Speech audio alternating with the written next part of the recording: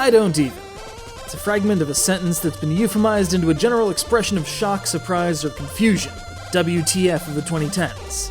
And for a game like this, it's really the only way to put it.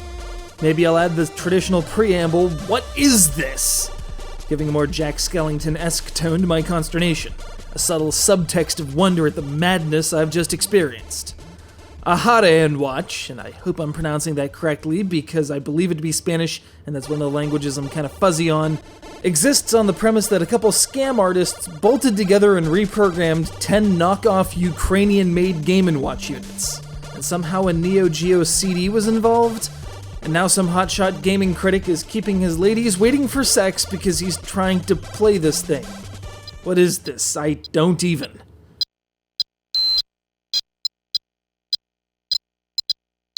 The game itself, the actual playable game, not the moderately absurd framing device, is true to the name in the style of an old LCD Game & Watch, for the most part.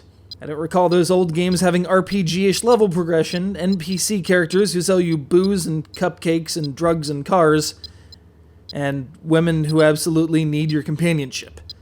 Yep, you get your Rob Schneider on because you're a gigolo on a mission to buy sports cars to satisfy your midlife crisis. And then you're attacked by knife-wielding dudes and a woman disposing of consumer electronics in a non-OSHA-approved way. Then you have sex with her and get paid. All that's missing is one straight razor to an eyeball and you've got un chien andalou. Salvador Dali would be proud.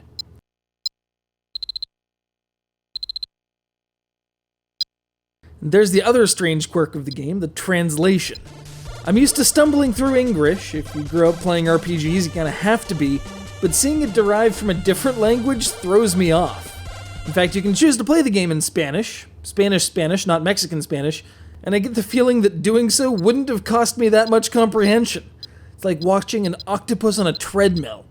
If you thought the gameplay didn't make sense, and it surely doesn't, what with deranged roaches running into you as you try to soliloquize after waking up, just tune into the completely fake development diary where Mr. Orange and JJ, the game's creators, in a seemingly incomprehensible mashup of Reservoir Dogs and a TurboGrafx 16 platformer, walk you through just how they made this thing. It may have involved mailing one of them to Russia. That's what we're dealing with here.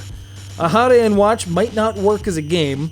LCD diversions like this weren't designed for long play, they were designed to induce frustration and be thrown at a younger sibling, but it's worth the $1 they're asking just to entertain yourself with all the tangential madness that surrounds this massive wrong.